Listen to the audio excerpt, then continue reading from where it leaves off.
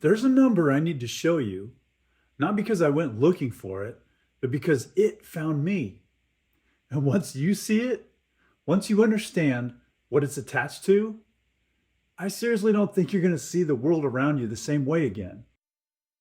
But before I get to the number, something older, something written down thousands of years before America even ever existed, before Columbus, before any European foot had ever touched this soil. God was speaking to Abraham in a vision, and he said this, Genesis 15:13 through 14. Know for certain that your descendants will be strangers in a country not their own, and they will be enslaved and afflicted 400 years. But I will punish the nation in which they serve as slaves, and afterward they will come out with great possessions. So 4 components, 1 prophecy, written down centuries before a single stone of Egypt was laid by Hebrew hands. A sojourn in a foreign land, and 400 years of affliction. And then judgment on that nation, and finally, liberation with great possessions. But hold this as we go through this together. God wrote that prophecy before it happened. And it's specific enough to be verified after the fact, because you have a timeline, a location, and a sequence of events. And then he fulfilled it precisely, didn't he? Of course he did, because that's what he does. I mean, how many times have you seen it before already? He does one thing to foreshadow something bigger to come. So, before we look at this number, let me ask you something. What if Genesis 15 wasn't only about Egypt? Let's go back to the beginning of the Egyptian story. Not the plagues, not the Exodus. I'm talking the very beginning, because most people start the whole story wrong. Egypt is treated as some sort of mistake, like Israel just, kind of accidentally wandered into captivity because, they took a wrong turn. But is that what actually happened? Or was Egypt God's idea in the first place? In Genesis 46, Jacob is old. He's just found out his son Joseph, the one he thought was dead for 20 years, is alive. And not just alive, but second in command of the most powerful nation on earth. So Jacob packs up everything. He heads towards Egypt. And God stops him at Beersheba. He speaks to him in a vision at night. Says this, Genesis 46, 3 through 4. I am God, the God of your father. Do not be afraid to go down to Egypt, for I will make you into a great nation there. I will go down to Egypt with you, and I will surely bring you back again. So was this move something God just permitted? Or did he bless it, name the purpose in it, and promise his presence through it? This wasn't Israel stumbling into a bad situation, was it? This was the creator of the universe saying, hey, I'm sending you there, and I'm going with you. But notice something. Egypt's provision wasn't something Israel created. The Nile was already flowing. The soil was already fertile. The agricultural system was already in place. God had prepared the land before he sent the people into it. Israel didn't build Goshen. They were planted in ground that was already good. And what was it like when they arrived? Goshen was good. Not just tolerable, not just survivable, good. Now, the text says Joseph settled his family in the best of the land. They had favor and they had provision. The agricultural system of the most advanced civilization on earth was working for them. They multiplied from 70 people to what would eventually become millions inside of this foreign system. God was blessing them inside Egypt. So hold on to that, because what comes next only makes sense if you get that Egypt was genuinely, measurably good for God's people at first. Now, let's rewind. Joseph, sold into slavery by his own brothers, falsely accused, imprisoned, forgotten, and then, in a single day, elevated to the right hand of Pharaoh, the man who would feed the known world during a 7-year famine. And here's the hinge, the thing that doesn't get due attention. The moment everything changed for Israel and Egypt isn't when they sinned. It wasn't when they became unfaithful, and it wasn't when they compromised. Do you know what it was? It was when they multiplied. Remember? Then a new king arose over Egypt who didn't know Joseph. And he looked up over his massive, flourishing community inside his own nation and said what? Exodus 1, 9 through 10. Look, the Israelite people are more numerous and more powerful than we are. Come, let us deal shrewdly with them, or they will multiply even more. Fear. That's what triggered the enslavement. Not Israel's failure, not rebellion, but their growth, their favor. The very blessing God had been pouring out on them became the thing that provoked the system to turn against them. Now, sit with that for a second. God sends his people into a foreign system. They flourish, the system notices, the system gets afraid, and the system responds by trying to control and contain what it cannot stop. And God knew this would happen. Do you think this was some kind of surprise for him? Oh, I didn't see that coming. In fact, God had already told Abraham it would happen back in Genesis 15, before Jacob ever set foot in Egypt. He sent them there on purpose because he already knew the end of the story. He'd already written the ending, the judgment on that nation, the liberation, the great possessions, before their suffering was even possible. He sent them to Egypt because he knew what Egypt would ultimately produce. A people with an identity, a people who knew who they were because they had survived what Egypt put them through, a people ready to carry his name into a new land, a people who should know the difference. Egypt wasn't the end of God's plan for Israel. Egypt was the beginning of it. Now, we were talking before that we know from reading scripture that God builds. He does one thing to foreshadow what's to come. A pattern in one generation that points to something larger in another. Just like the Passover lamb pointed to Jesus. So what if the Exodus itself was the same kind of thing? What if Exodus 1 was just the prototype, the shadow of something far larger? So what would it look like, if God did it again? What would it look like if he sent his people into another foreign system? Maybe not Israel this time, but the people who carried his name forward. And that system provided for them, multiplied them, gave them favor, and then turned. Well, what would the signs be? You'd expect to see a bountiful land already prepared, right? Abundant before anyone ever arrived. Provision waiting. Just like the Nile Delta was already fertile before Jacob set foot in Egypt.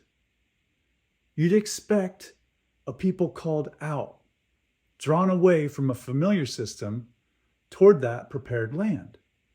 Not because the old place was finished with them, but because he was. And you'd expect a covenant made with God at the threshold of entry. Extraordinary multiplication, spiritual influence, and favor, if only for a time, inside the system. And then you'd expect to see a new spirit arise. Not necessarily a new king, but a new spirit, one that didn't honor the original covenant, one that looked at the multiplication of God's people and responded with control. Okay, so hold all that. The year is 1620.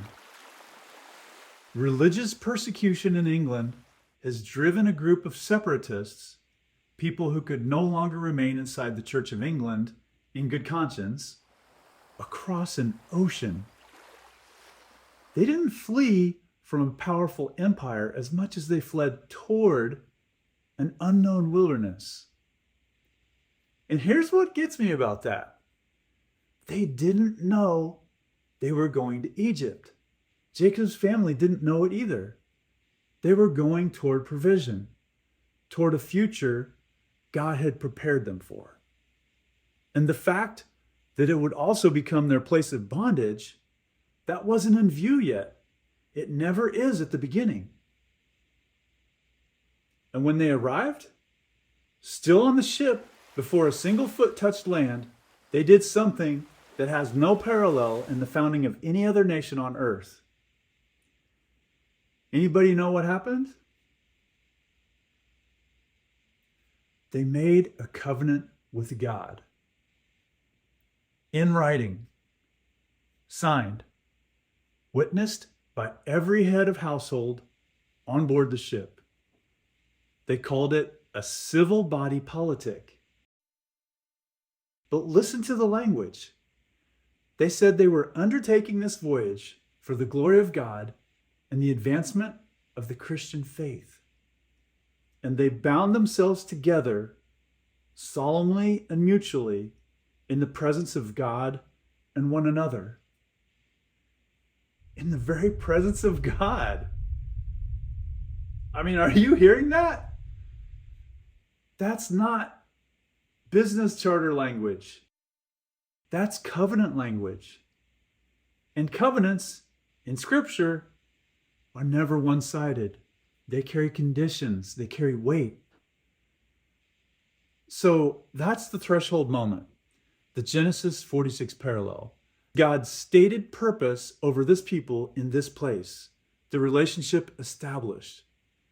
But 10 years later, something happened that deepened the covenant.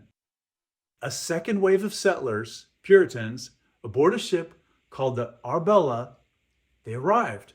And their governor, John Winthrop, delivered a sermon before they set foot on land. He called it a model of Christian charity. And in it, he did something the Mayflower Compact hadn't done. He wrote down the curse clause. He told them plainly that if this people turned away from God and dealt falsely with him in the work they had undertaken, the Lord would surely withdraw his present help from them, and that they would be made a story and a byword throughout the world. No ambiguity in what he understood them to be entering into. A conditional agreement with the God of the universe. Blessing for faithfulness, judgment for breach. He wrote the curse clause himself. And then he said something else. He called this settlement a city on a hill. Remember that phrase. Now, here's something most people don't realize. The Pilgrims landed at Cape Cod in Massachusetts, 250 miles north of Manhattan. They never went near that island. Manhattan was purchased 6 years after the compact, in 1626, by an entirely different group, the Dutch West India Company, not religious separatists, a commercial enterprise, a trading company that saw a harbor and an opportunity. So, two different people, two different purposes. One came for God, the other came for commerce. Both were planted in the same land. And over 4 centuries, the commercial seed, that Dutch purchase of an island at the mouth of the harbor, would grow into a financial center of the entire world. The covenant people brought the blessing. The system grew up around it, prospered because of it, fed on what it didn't even create itself, just like Egypt. So what happened inside this covenant land? Well, the same exact thing that happened in Goshen. Multiplication. The Great Awakening swept through the colonies and the whole entire young nation. Mass spiritual renewal on a scale the world has rarely seen. Missionary movements launched from American shores, reaching every single continent. Bible societies, printing presses, evangelists. The gospel went out from this nation to the ends of the earth with a force and reach no single nation had ever produced in all of history. America became the world's largest exporter of the gospel. That's the Joseph moment. That's Goshen. God's people inside a foreign system, multiplying in influence and favor and spiritual fruit exactly as Israel in Egypt. And then what happened? Well, a lot of us feel it every day, don't we? You don't even have to live in the U.S. to still feel it everywhere because of how far its light reached. A new spirit arose that didn't know the covenant. A fundamental structural shift, a systematic change happened, just like in Egypt.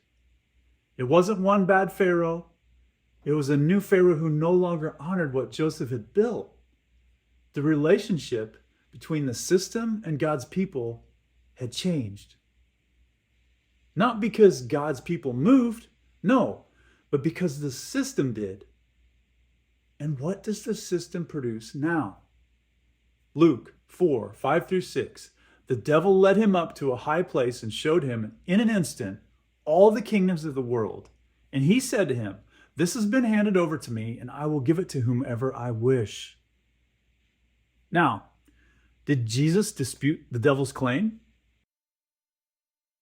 He refuses the terms, but he never says, "That's not yours to offer," does he? He doesn't argue. And that silence says everything. Because you see, the kingdoms of this world, their systems, their economies, their structures of power, operate under a different authority than the covenant God made with his people. God's people are inside the system, but they are not free within it. The brick fields replaced Goshen, not all at once, but gradually, the way all bondage arrives. So slowly you almost don't notice it until you're already in it. And I know that land's hard, but don't forget what I said about Egypt. God sent them there. He knew what Goshen would become. He knew what the brick fields would look like. And he sent them anyway, because he had already written the ending before the suffering began. And he still writes the endings first. Now, something in the text. And I'm not going to tell you what to see. I'm going to show you what the text describes, and I want you to tell me what you see. Revelation 17 and 18 describe a city, not a system, not an empire in general, a specific city. And the text gives us enough detail to identify it if we're willing to look carefully. So let's do exactly that. Let's look carefully. Revelation 17:18. The woman you saw is the great city that rules over the kings of the earth. So, one city that rules over the kings of the earth. Not dominates militarily, rules, exercises authority. The kind of authority that makes the leaders of nations come to it rather than the other way around. There is one city on earth that hosts the gathering place of every nation's leadership, where the representatives of every government convene under one roof. One city that functions simultaneously as the seat of global financial power, where the markets that set economic conditions for every nation on earth operate. Now keep that in view. But let's keep reading.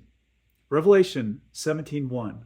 Come, I will show you the punishment of the great prostitute who sits upon many waters. The angel interprets the waters as peoples and nations, but the imagery is also geographic. The city literally sits on many waters. It's a physical description. There's an island at the mouth of one of the great rivers of the eastern seaboard. Hudson River to the west, East River to the east, Upper New York Bay to the south, the harbor opening to the Atlantic beyond. That island is called Manhattan. And Manhattan isn't just near water, is it? It's literally surrounded on all sides by water. It sits on many waters in the most literal geographic sense possible. But let's keep reading. Revelation 18:3. The merchants of the earth grew rich from her excessive luxuries. Not regional merchants, not local traders, the merchants of the entire earth. Global commerce grew rich from this city. Now, there's a street in Lower Manhattan built along the line of a wall that Dutch settlers constructed on the edge of their settlement when it was new, a protective wall at the water's edge. And can you guess what the name of that street that ran along that wall became? Yeah, that's right, Wall Street. The New York Stock Exchange, NASDAQ, the global financial instruments that determine the economic conditions under which every nation on earth operates, they originated on that specific street. The structure built to hold back threats like a hedge at the water's edge is now the center of the system through which the merchants of the earth grow rich.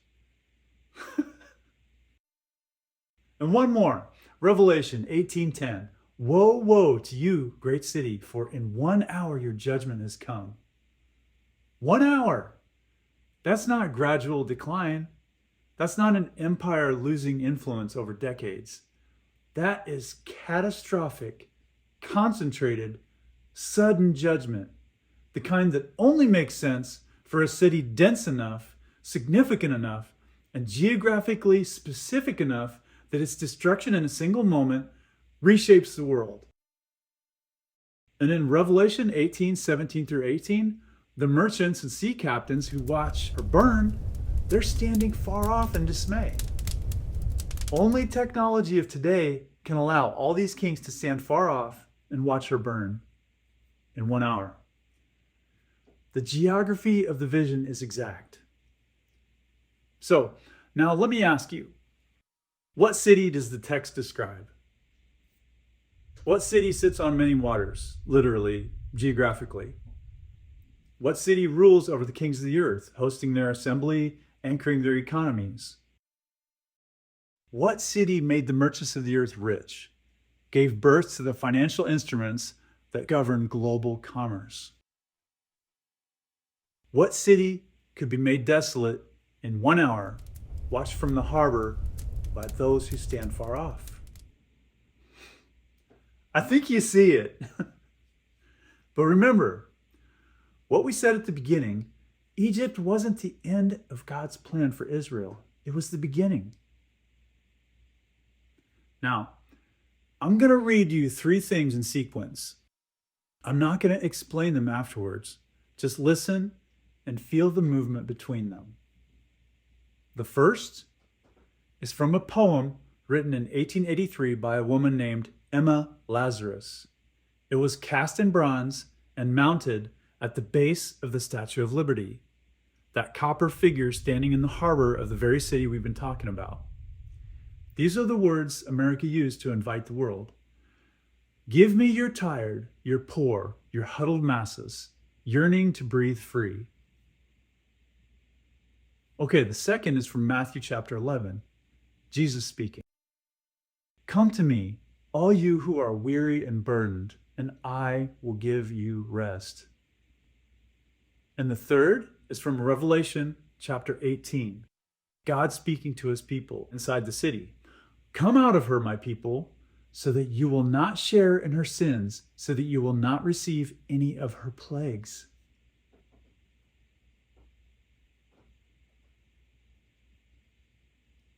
Are you getting it? The system watched what the blessing produced, and it borrowed the invitation. Same cadence, same open arms, same promise of rest and freedom, but a different address. Come to me, said a city that grew fat on a blessing it didn't even create. Come to me, said the Son of God. And then, to all the people who actually came, a final word. Come out.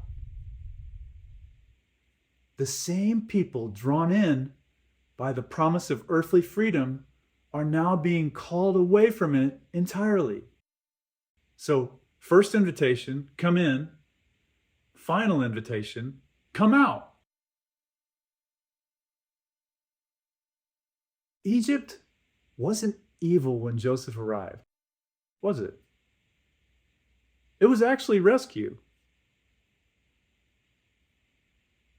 Now, we need to look at something that God wrote in the sky. Not metaphorically, but literally. Twice, actually. In 2017, a total solar eclipse crossed the continental United States' path of totality.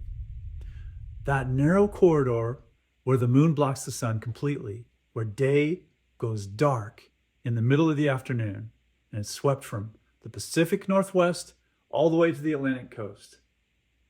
And then, 7 years later, 2024, it happened again. Second total solar eclipse crossing the continental United States. Different path, different trajectory. Now, there's two lines crossing the continent, and they're 7 years apart.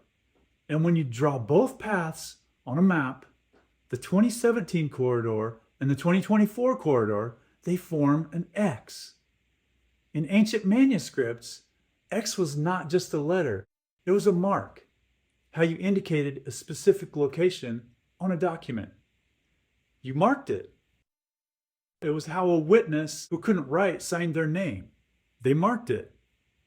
It was how scribes indicated a point of special significance.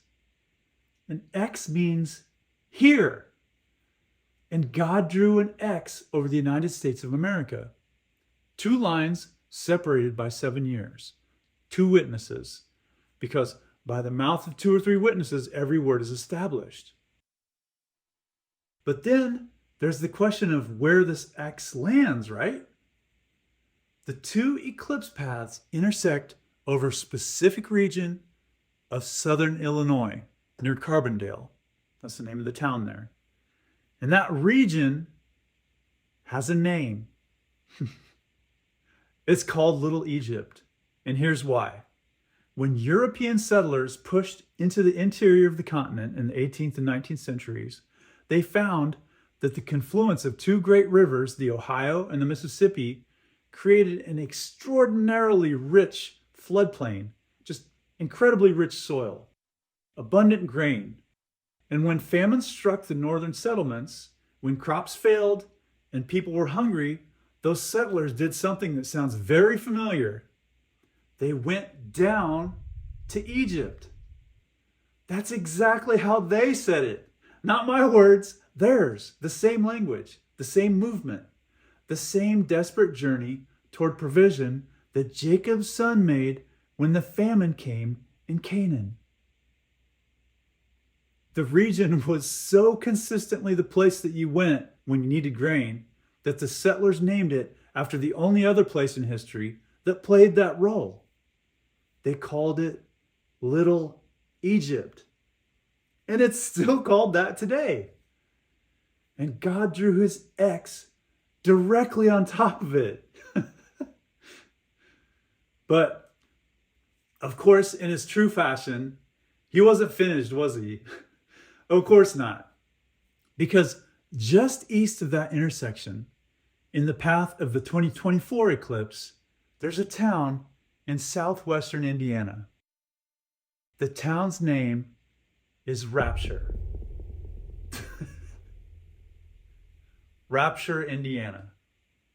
Real place in my home state where I was born and raised. Verifiable. Some call it Bugtown today, but it still carries the name Rapture on official USGS maps. And it's the only town called Rapture in the entire United States. And as far as I could find in my research, in the entire world. So just think about that. Not a church, not a ministry, not someone's theological framework projected onto a map. No, a town named Rapture in a region called Little Egypt under the same eclipse path of the cross God drew over this continent. And here's what gets me about this town. It's so small, so forgotten, that most people who live near it don't even know its name. The Rapture post office closed over 100 years ago. Locals have called it other names for generations. The name Rapture has almost faded entirely from living memory. God put his signature on a place the world completely overlooked. So obscure, you'd have to be specifically looking for it to even find it. Now, if you've been watching this channel, if you've seen the Fieldstone videos, you know already how he works like this. The treasure is hidden in the field, the stone the builders rejected. The thing of the greatest significance is always concealed in the place of least apparent importance. It's the cassette pattern. It's the thing hidden in plain sight, waiting for the appointed time to be seen. He didn't put his signature over New York City. He didn't put it over Washington. He put it over a region named after a foreign land. And he placed Rapture in the path of his sign. So look at what God placed under his X, a region called Little Egypt, where hungry people went down for grain exactly as Jacob's sons did. A town called Rapture, so forgotten the world doesn't even know its name anymore. Two witnesses, two paths, the cross, one signature. God's signature. Now, we're about to uncover exactly where that signature lands. And you tell me how it hits you. But I just need to know. Does it strike you just how specific God is sometimes? All the time? This discovery space is worth protecting. And many of you do through your comments, through answering questions and praying for each other in the comments. And some of you donate directly. Your names are in the description. And if you want to join them, the link's below. Now, what do signatures tell? They tell you who, right? No, I'm not trying to be an owl, silly. I'm talking about God speaking to him who has an ear. You see, signatures tell you someone was here. Someone marked this place, this nation, this moment in history. The God who wrote Genesis before Egypt existed, who told Abraham exactly what would happen 400 years before it did. That same God drew his mark over this continent, and he placed it over Egypt. Okay, knowing all that, let's look at this again now.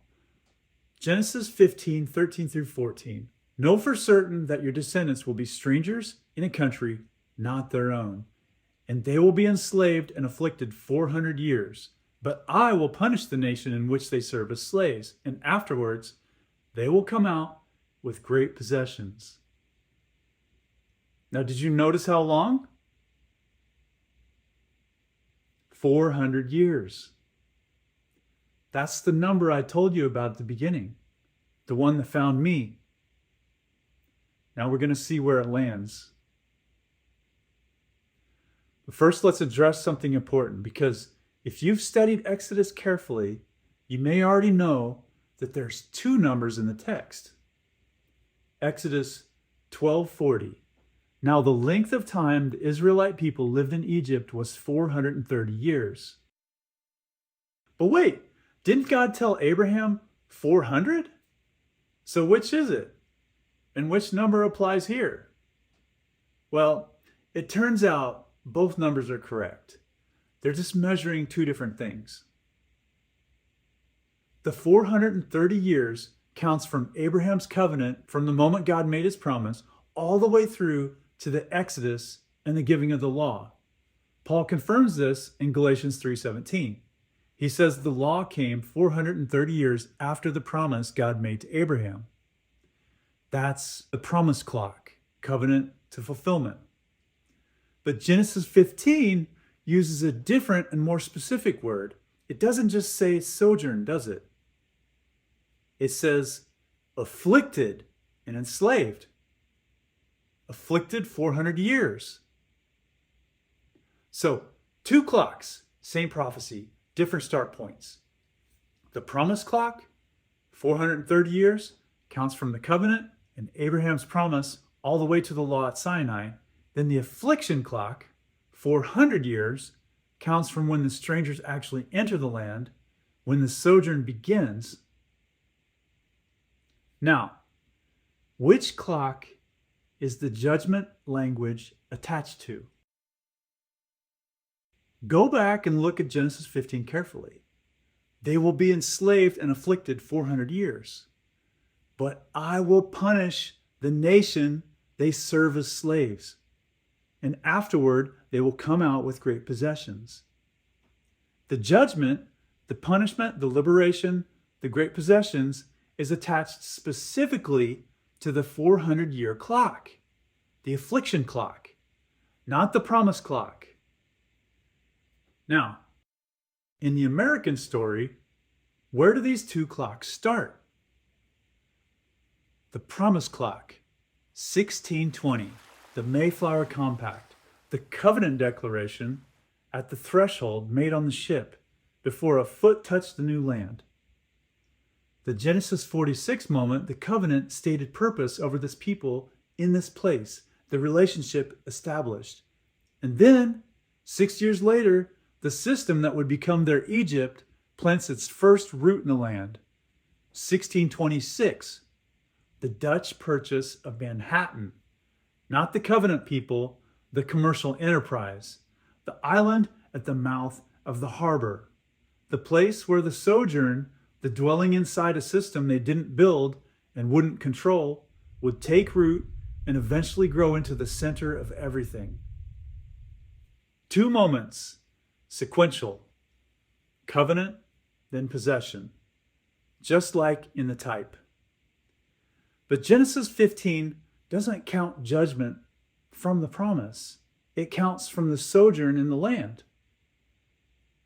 Remember, your descendants will be strangers in a country not their own. The clock starts when the strangers enter the land.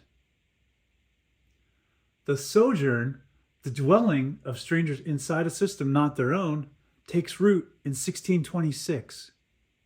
So do something for me right now. Do the math yourself. Don't take my word for it.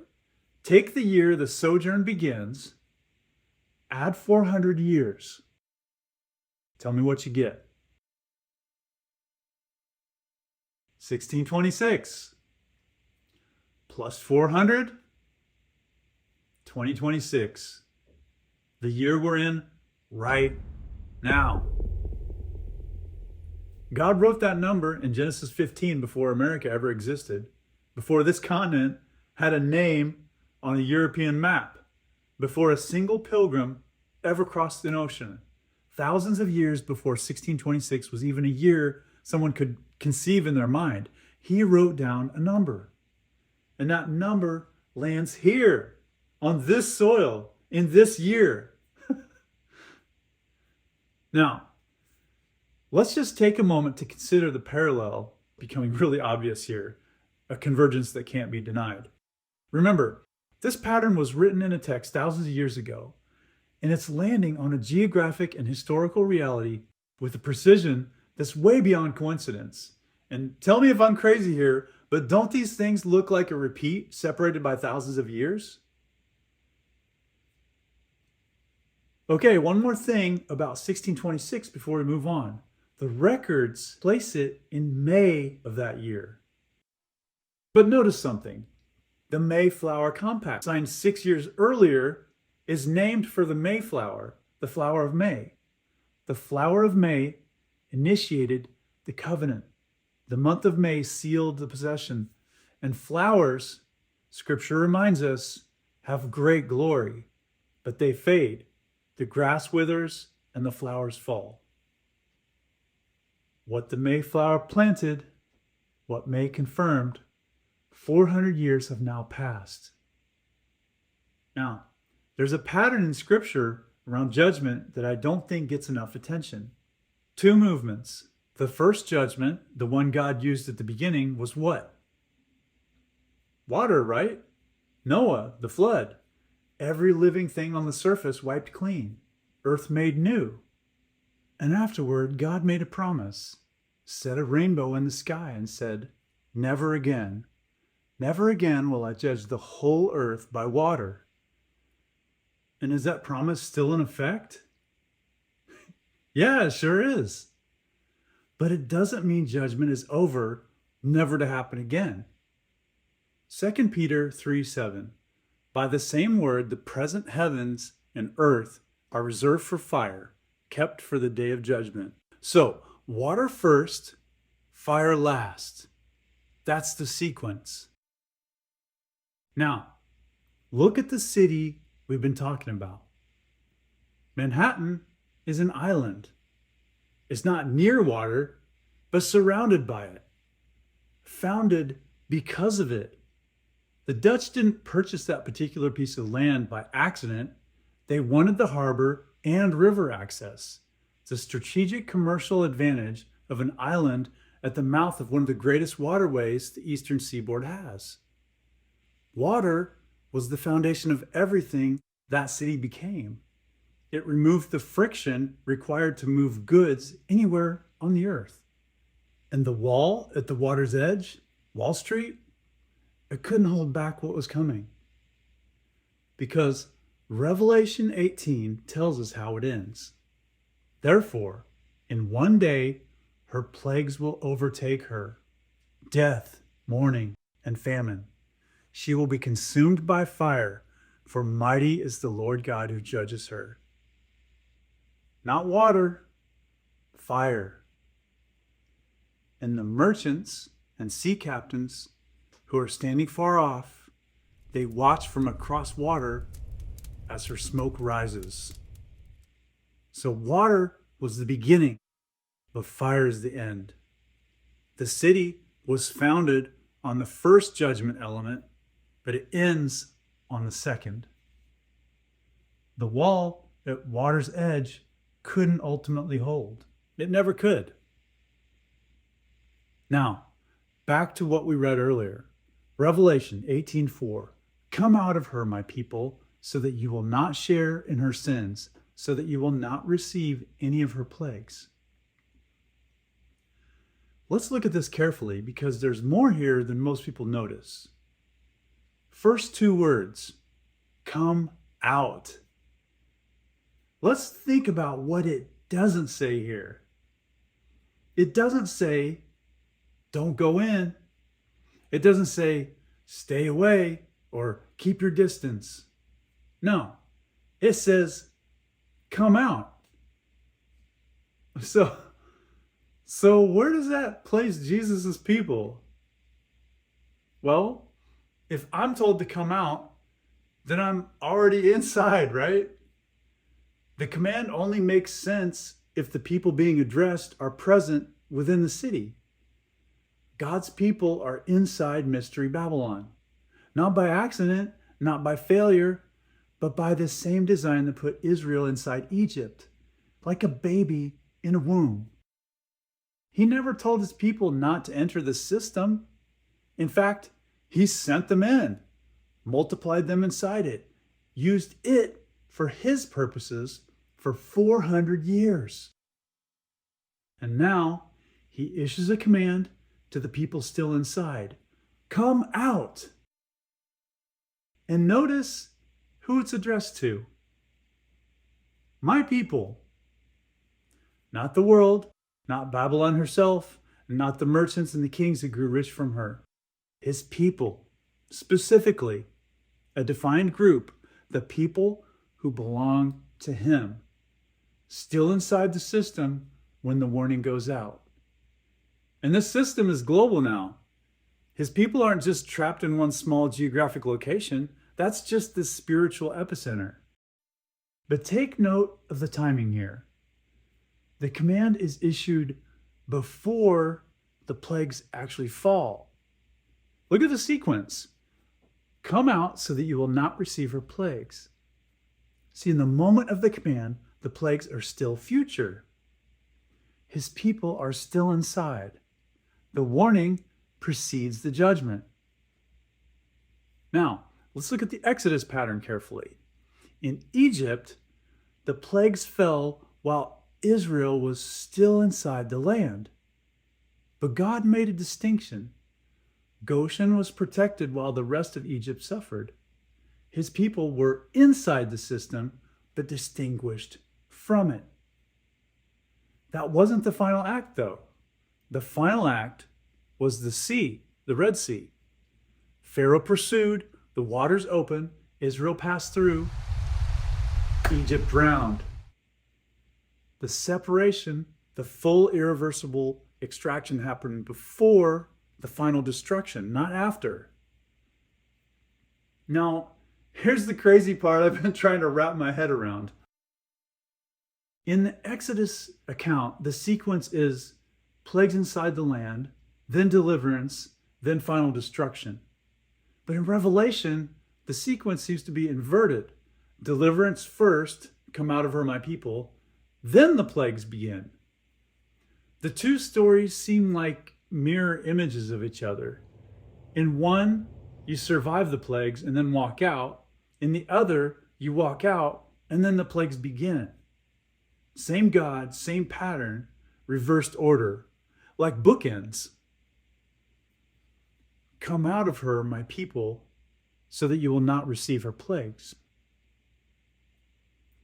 Now, let me ask you something, and actually think about it, rather than just reaching for, the familiar answer. What mechanism actually removes God's people from inside the world's dominant system in a single moment while they're still breathing? Not gradually, not over time, not through some slow process of withdrawal or cultural separation, but in a single moment. What does that look like? Immigration? Monasticism? Then you're still in the system, right? You're just in a different one, still subject to its economies, its structures, its reach. Nothing on earth extracts you entirely from the system while you're still alive in it. Nothing. Except one event. What event removes a specific group, his people, from inside the world's dominant system in a single moment before the plagues fall? What separates the people of the covenant from the judgment that falls on the nation that broke it? What is the Red Sea event for Mystery Babylon? Israel walked right on through, but Egypt drowned. Same water, same moment, but two outcomes. Now, you're probably screaming it by now, aren't you? I know a lot of you are.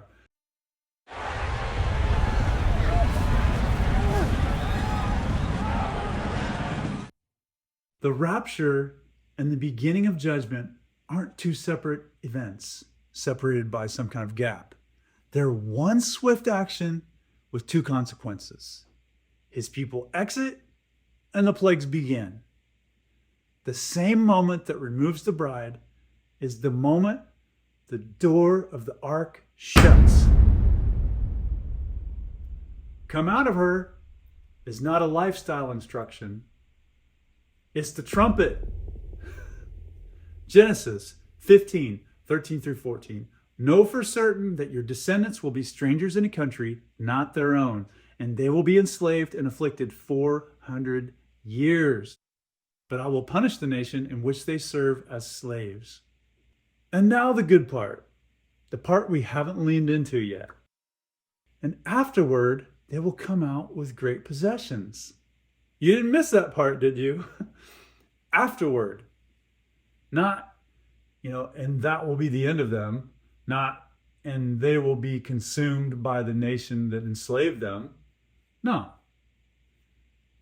Afterward, they come out, and with great possessions.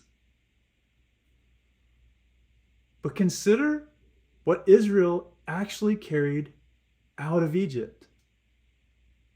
Silver, gold, clothing, livestock, the wealth of their neighbors handed over freely. But that was the shadow, and a shadow is always smaller than the thing casting it. Now, look at what the overcomers carry out of this Exodus. Not silver, but a seat on the throne of Christ himself. Not gold, but a secret name known only to God and the one who receives it. Not livestock, but authority over nations, and given the morning star, Jesus himself. Not a neighbor's clothing, but white garments, and a name that can never, ever be erased. Not a promised earthly real estate, but a pillar in the temple of God, a permanent place built into the very dwelling of God. And do you notice what's at the very top of that list? It's the tree of life. The first thing lost to humanity is the first thing restored to the overcomer. These aren't just greater possessions.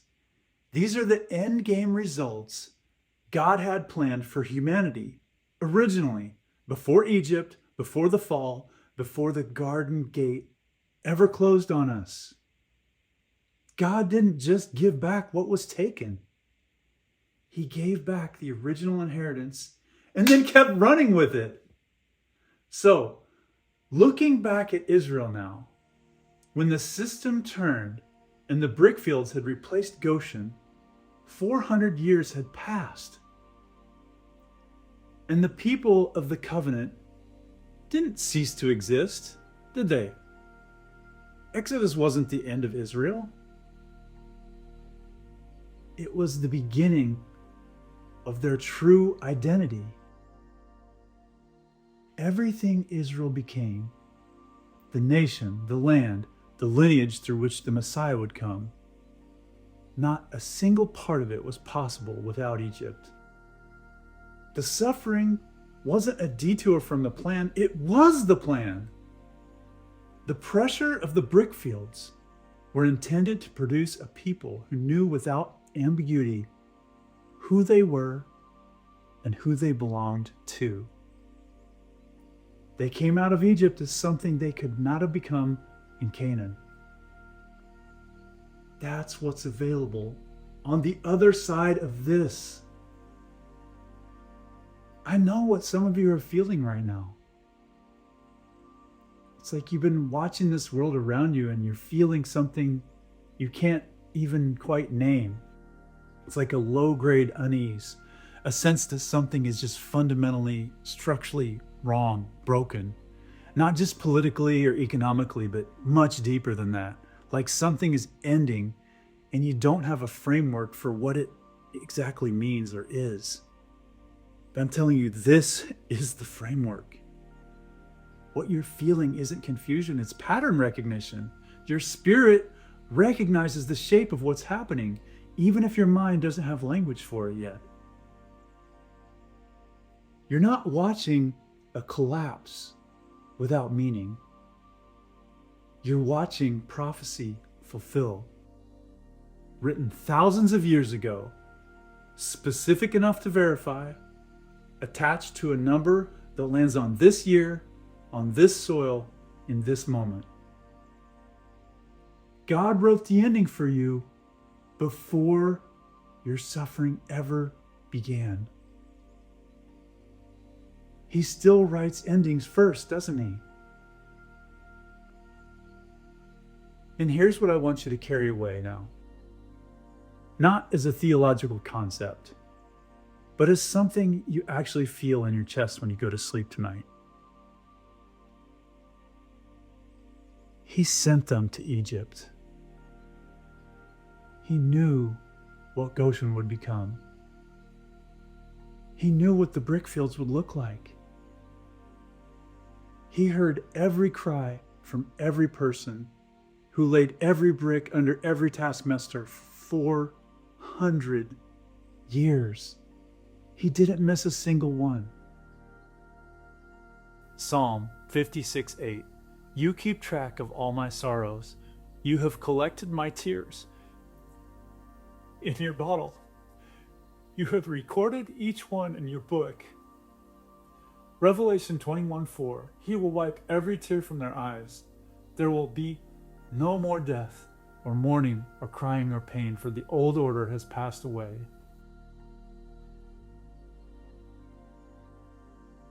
Your sufferings aren't lost. They're not wasted. You were never overlooked. God had already written down for you, and for all of his own, afterward they come out. And with great possessions, he wrote your afterward before your suffering ever began. The same God who told Abraham what would happen 400 years before it did, who drew an X over a forgotten town in a region named after Egypt, who embedded a command in Revelation 18 that only makes sense if he already had a mechanism to fulfill it. That God, he knows where you are right now. He knows what system you're inside of and I'm inside of. He knows what it's cost you. He knows what the brick fields look like from where you're standing. He's lived it.